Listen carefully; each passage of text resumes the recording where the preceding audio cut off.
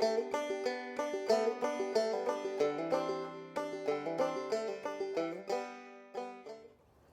I'm Sequoia with Project Tree Collard, and I'm here in Grass Valley, California to talk to you about this row of plants. These are Jolly Green Tree Collard plants, and they're a wonderful, perhaps my favorite, green variety of tree collards. They have really large leaves, they're tasty, they're nutritious, great animal fodder as well as human fodder, and the thing I love about them the most is that they're not big flower producers in the spring.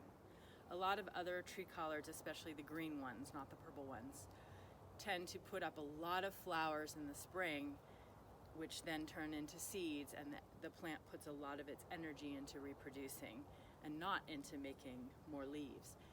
Jolly Green Tree Collards do not bloom prolifically, if they bloom at all.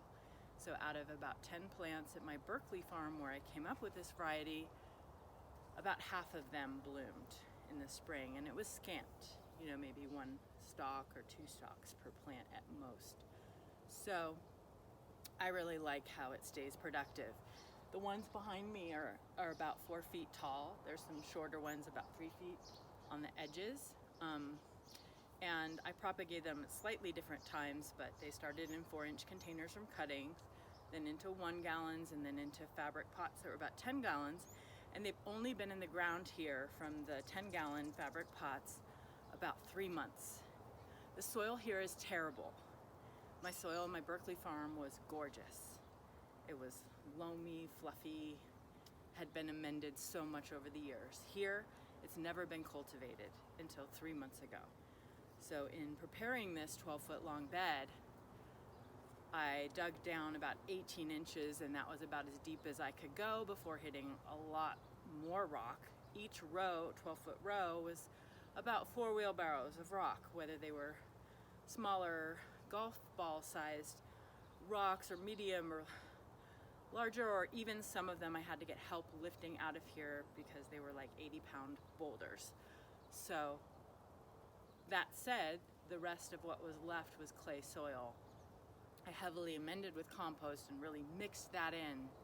Got this soil nice and loose because I needed to dig very large holes for gopher baskets that I handmade from chicken wire. And they have a nice bottom on them. And I planted my perennial tree collards inside of those gopher cages, which protect the main root ball from gophers. Like the gophers might eat the smaller roots that go outside of the cage. But hopefully these plants will be protected because they are really long-lived perennials. And it's one of my favorite green tree collards. Just a beautiful, easy plant. And I feel like the whole crux of Project Tree Collard is for those who don't live in super cold climates, that you can have this perennial collard, and it might not be your absolute favorite, specific variety of kale or collard that is your absolute favorite. However, you don't have to keep planting these. You plant them once and they produce for a very long time. And when they're looking old and woody and scraggly and less productive with leaves, you take cuttings for free and start over, and you can create a whole row from scratch, just like I did, even in pretty poor soil. I did work really hard to try to make the soil as best as I could, especially since they are perennials, because they're going to be here a really long time. So it was really worth all of that soil preparation, all the digging and mixing in of the amendments, because they're going to be here a really long time. And I'm not going to have the opportunity to dig here.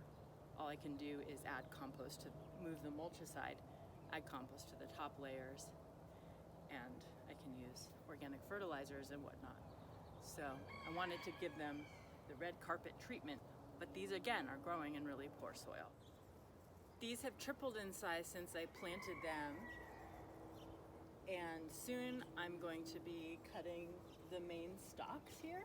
It's hard to see, and we've got some white fly right now. Summer is not their favorite time, so I've got some pests that I haven't dealt with, but I've also been letting the insect world be the insect world, and I'm still able to harvest these, wash them, and prepare them. So I really don't mind some whitefly right now.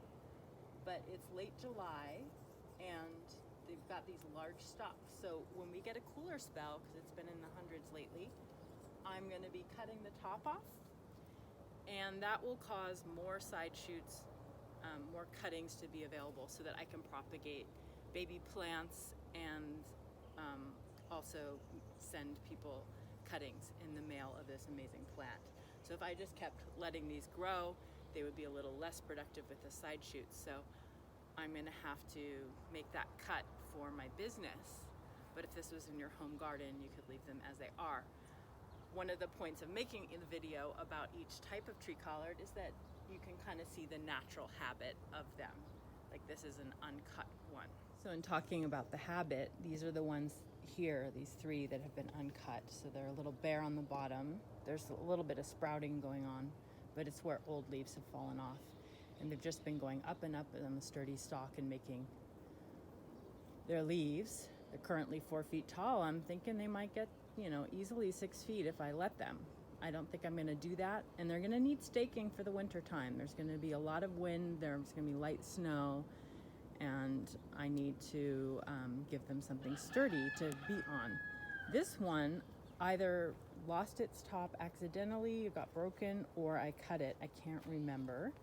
But it's showing how it's like 3 feet high, and it's got these nice little cuttings going on it. So that's what the habit will be looking like on the taller ones after I cut the tops off and they fill in.